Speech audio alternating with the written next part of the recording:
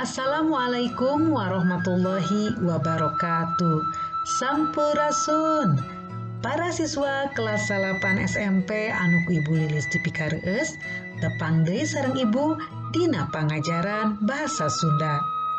Dina danget ayeuna materi anu seja dipedar ku Ibu nyaeta ngeunaan teks deskripsi Kampung Adat Sunda. Teks deskripsi Kampung Adat Sunda mangrupa sasahiji kompetensi dasar anu kedah dicangking ku hideup di kelas 8 semester hiji. Para siswa sumangga ngaregepkeun.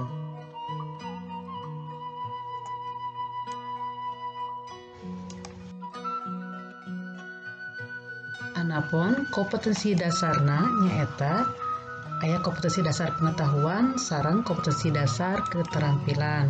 Kompetensi dasar pengetahuanna nyaeta mengidentifikasi isi teks deskripsi tentang Kampung Adat Sunda dengan memperhatikan struktur teks dan aspek kebahasaan yang benar dan sesuai dengan konteks.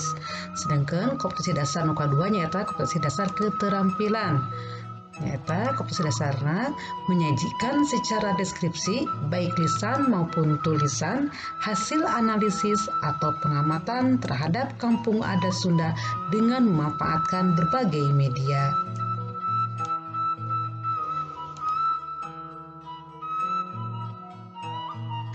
Sedangkan tujuan pembelajaran nyaeta sabada hideup diajar, dipiharep, hideup tiasa hiji mengidentifikasi struktur teks deskripsi tentang Kampung Adat Sunda dengan benar. Yang kedua, mengidentifikasi isi teks deskripsi tentang Kampung Adat Sunda dengan benar. Anu katilu, menyusun teks deskripsi tentang Kampung Adat berdasarkan hasil pengamatannya secara kreatif dan menyajikan secara deskriptif baik lisan maupun tulisan hasil analisis atau pengamatan terhadap Kampung Adat Sunda dengan kreatif memanfaatkan berbagai media. Nah, eta tujuan pembelajaranana.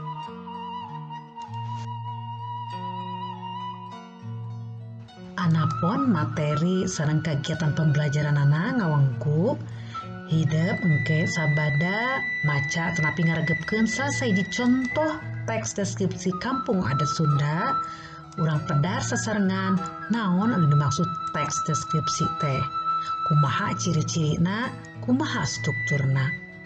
Anu kadua urang pedar oge naon aya Kampung Adat Sunda teh, kumaha ciri-cirina. Terus sabaraha hiji Kampung Adat Sunda anu masih kena eksis di Provinsi Jawa Barat dugi ka kiwari. Terus terakhir urang mikawano istilah arsitektur suhunan imah Sunda. Salajengna hideup diajar nyusun teks deskripsi sasahiji Kampung Adat Sunda. Secara kelompok berpeparenan pancen hideup milih sasahiji Kampung Adat Sunda nu aya di Jawa Barat. Salajengna satos kitu hideup midangkeun teks eta sareng kelompok hideup boh lisan atanapi tulisan ngaliwatan berbagai media. Tah eta para siswa materi sareng kegiatan pembelajaran. Para siswa sateu acan Ibu medar perkawis tes deskripsi tinu kumaha, hayu urang sasangan maca atanapi ngaregepkeun contoh teks deskripsi ngeunaan sasahiji kampung adat nyata Kampung Naga. Kampung Naga teh sasahiji kampung adat di Tatar Sunda. Perenahna di Desa Neglasari, Kecamatan Salau, Kabupaten Tasikmalaya. Beda jeung umumna kampung adat, Kampung Naga mah kawilang gampang didongkangna. Lantaran tempatna teu jauh ti jalan gede antara Garut jeung Tasikmalaya. Disebut kampung adat lantaran kebiasaan pendudukna anu masih keneh pageh nyekel adat kebiasaan karuhuna. Maranehna pantrang ngarempak adat kebiasaan anu geus diguratkeun ku karuhuna. Nurutkeun kapercayaanana ngarempak adat teh sarua hartina jeung henteu ngahargaan ka karuhun. Wewengkon Kampung Naga legana 5 hektar. Ari anu dijadikeun pakapungan aya 1,5 hektar ngawengku paimahan, pakarangan, balong jeung pasawahan penduduk. Sesana leuweung, anu disebut leuweung aya leuweung Karamat lantaran di eta leuweung teh aya makam karuhun masyarakat Kampung Naga. Pakampunganana aya dina lengkop anu kawilang subur.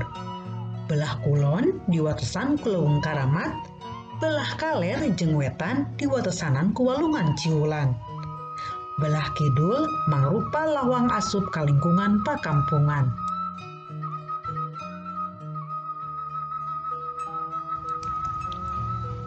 Umpama urang rek asup ka jero pakampunganana, kudu ngaliwatan jalan nuruktuk mangrupa sesengket.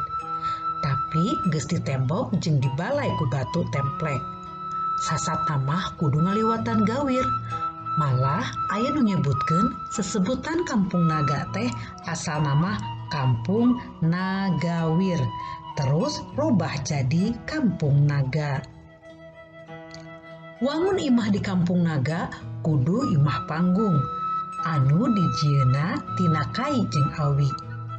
Hateupna wangun julang ngapak kudu tina injuk, eurih atawa kirei. Teu meunang aya nu make kenteng, teu meunang ditembok deui, sanajan mampu oge nyeun imah tembok atawa gedung.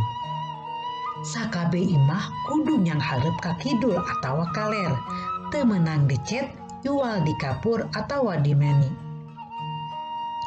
Panto imahna teu meunang aya panto anu pahareup-hareup dina saimah. Anu matak panto tepas jeung panto dapur teh sajajar aya di hareup. Lantaranana nurutkeun kapercayaanana sangkan rezeki anu asup ka imah teh henteu bangblas kaluar deui ngaliwatan panto dapur.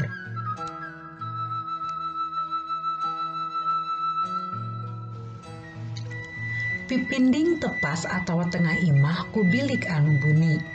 Ari pipinding dapur mah kudu ku anyaman sasag anu carang. Ieu oge aya alesanana. Ambeh babari kanyahoan ku tatangga lamun dapurna henteu ngebul, hartina henteu masak. Umpamana bae lantaran teu boga beas jeung sajabana.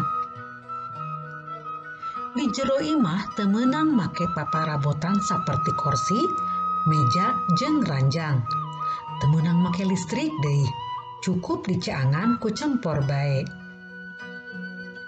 Di Kampung Naga aya 117 wangunan. 110 wangunan diantarana mangrupa imah. Wangunan sejena nyaeta Bumi Ageng, Balai Patemon, jeung masjid. Bumi Ageng tempat nenden barang-barang pusaka. Balai Patemon tempat ngayakeun kumpulan warga jeung narima semah. Ari masjid tempat ibadah warga jeung ngayakeun upacara keagamaan.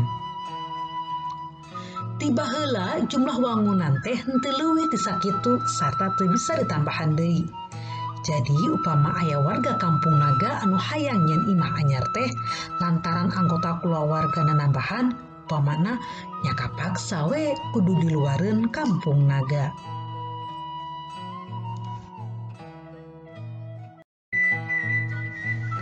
Di Kampung Naga teu meunang nanggap kesenian anu datangna ti luar, saperti wayang golek, dangdut, kendang pencak, sarta kesenian liana anu make goong.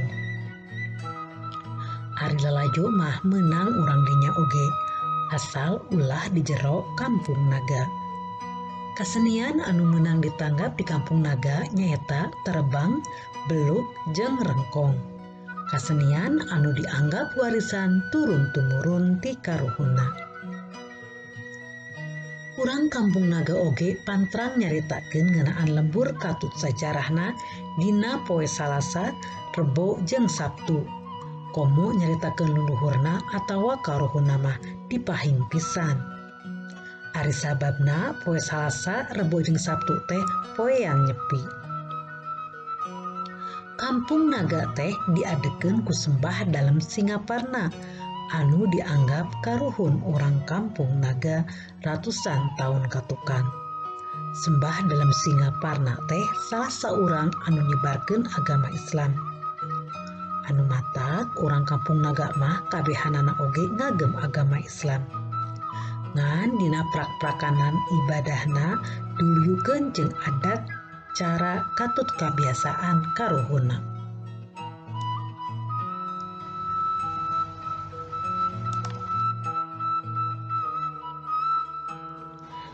Para siswa sabada hidup ngaregepkeun terapi maca sasaji contoh teks deskripsi ngeunaan kampung adat Cipta Gelar tadi, tangtosna urang jadi kenging gambaran kumaha kaayaan kahirupan sapopoe masyarakat kampung adat Cipta Gelar.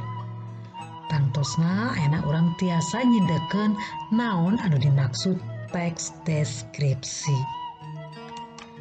Teks deskripsi nyaeta karangan anu ngagambarkeun hiji objek, tempat, atau kejadian secara jentre kanu maca. Napika nu maca ngarasa atau ngalaman langsung kejadian anu digambarkeun. Karangan deskripsi sifatna objektif, hartina sagala hal anu ditulis atau dicaritakeun dina karangan saujratna saayana, naon anu katempo, naon anu kaalaman, jeung naon anu karasakeun ku penulis diebrehkeun dina eta karangan.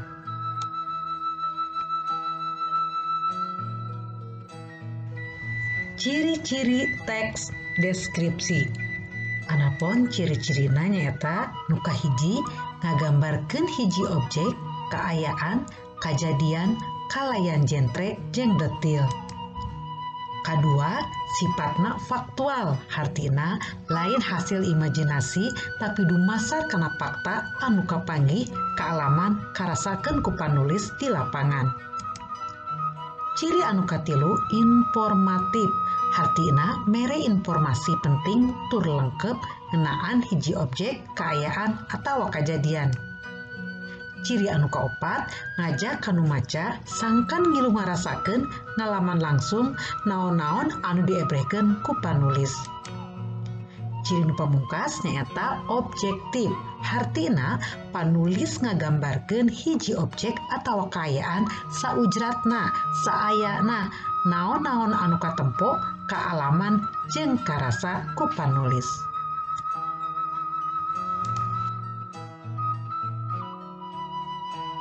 Tah para siswa, ayeuna urang pedar struktur teks deskripsi.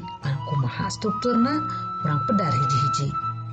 Struktur teks deskripsi ngawengku bagian nu kahiji anu disebut identifikasi, nyata bagian ngawanohkeun objek. Ieu biasana mangrupa kalimah pangjajab pikeun ngawanohkeun ngeunaan objek nu rek dipedar. Contohna misalna teh Kampung Naga teh salah sahiji kampung adat di Tatar Sunda.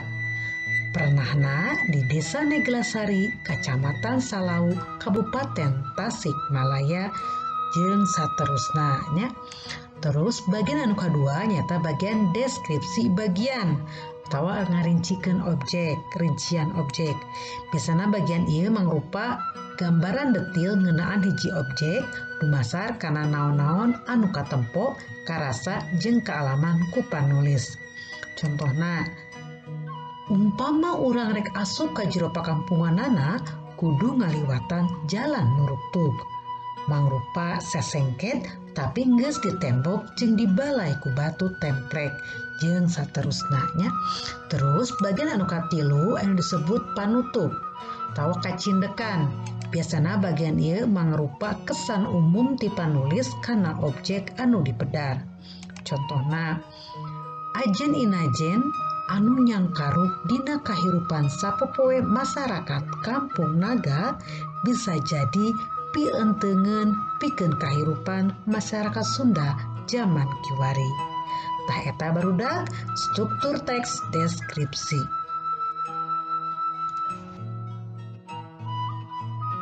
Ayeuna urang bahas ngeunaan kampung adat. Naon anu dimaksud kampung adat? Kampung adat nyaeta kampung anu masih keneh pengkuh nyekel adat istiadat karuhuna atawa nenek moyangna ti baheula nepi ka kiwari. Hal ieu biasana katembong tina adeganana, terus kahirupan sapopoe masyarakatna jeung sawatara upacara adat anu masih keneh dilaksanakeun. Contoh kampung adat nyaeta nu kahiji aya kampung adat Cipta Gelar anu pernahna di Kabupaten Sukabumi Provinsi Jawa Barat. Terus aya oge kampung Baduy anu pernahna di Kabupaten Lebak Provinsi Banten.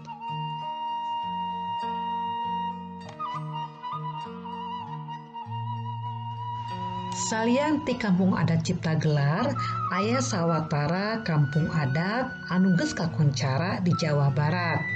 Di antarana nyaeta aya Kampung Dukuh. Kampung Dukuh pernahna di Kabupaten Garut.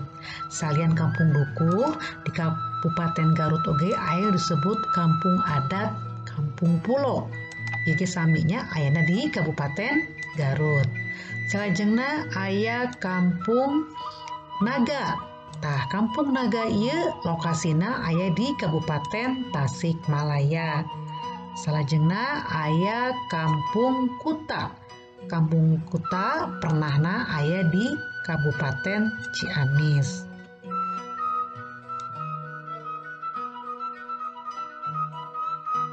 Anu kagenep aya Kampung Adat Cirende. Ia pernahna aya di Kota Cimahi. Sedangkan anu katujuh aya Kampung Adat Mahmud.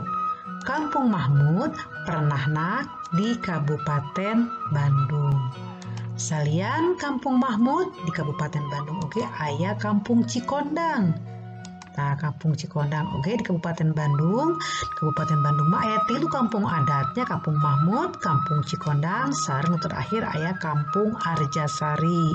Ieu tiluanana pernahna aya di Kabupaten Bandung.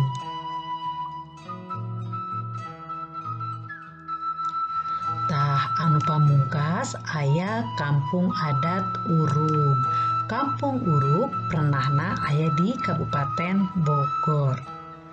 Tah para siswa eta sawatara kampung adat anu aya di Tatar Sunda atanapi di Jawa Barat. Tangtuna unggah kampung adat mibanda ciri khasna sewang-sewangan.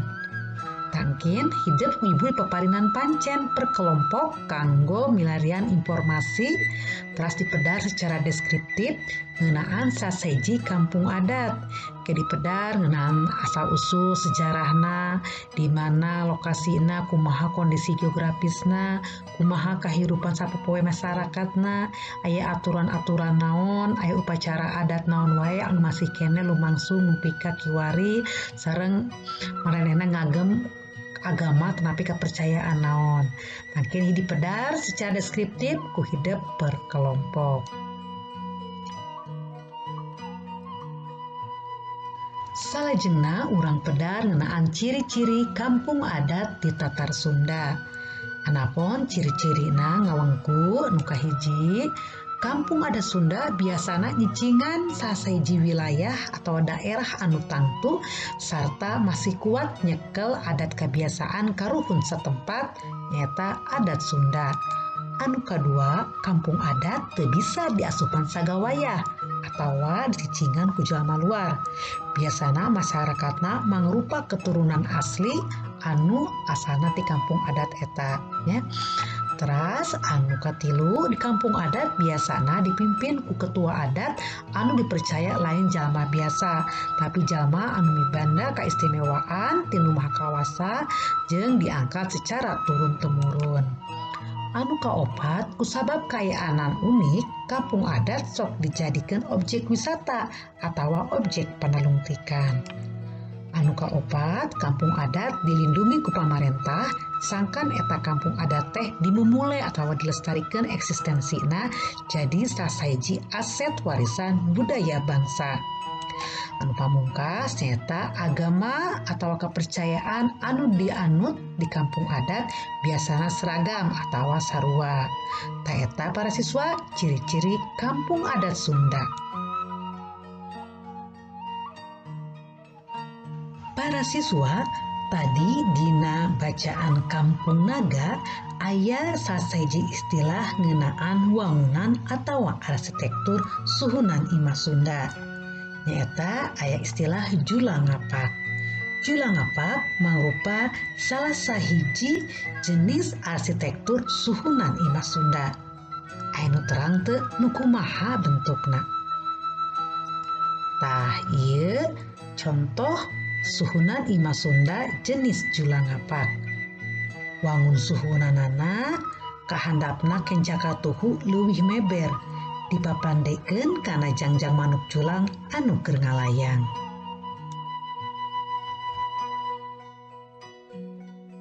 Terus salian Julangapak aya oge anu disebut parahu kumureb.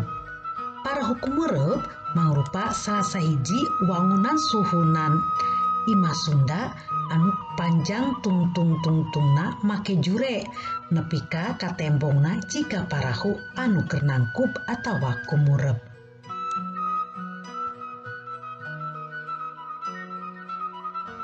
Salajengna anu katilu aya istilah arsitektur disebut jolopong. Jolopong nyaeta wangun suhunan anu tungtungna teu make jure. Sok disebut oge suhunan panjang.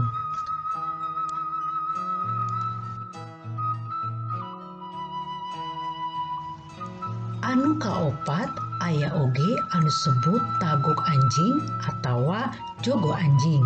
Nyaeta wangun suhunan anu rata sarta bagian tukangna leuwih handap di bagian hareupna.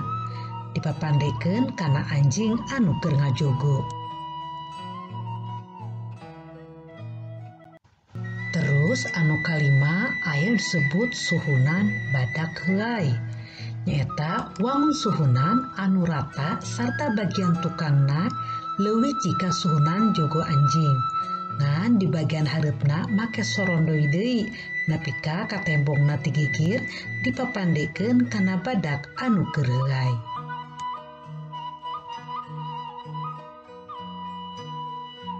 Jenis arsitektur suhunan imah nu kagenep nyaeta anu disebut capit gunting. Mangrupa wangunan suhunan imah anu dina tungtung hareup jeung tukangna make kai atawa awi anu disilangkeun mirip gunting.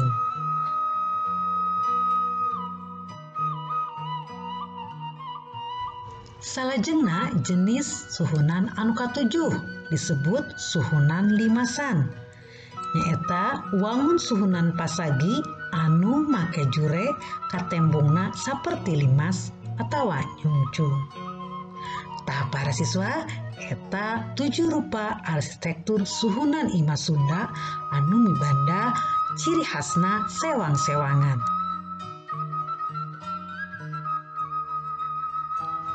Para siswa kelas 8 rupina mung sakitu pederan materi ngeunaan teks deskripsi Kampung Adat Sunda.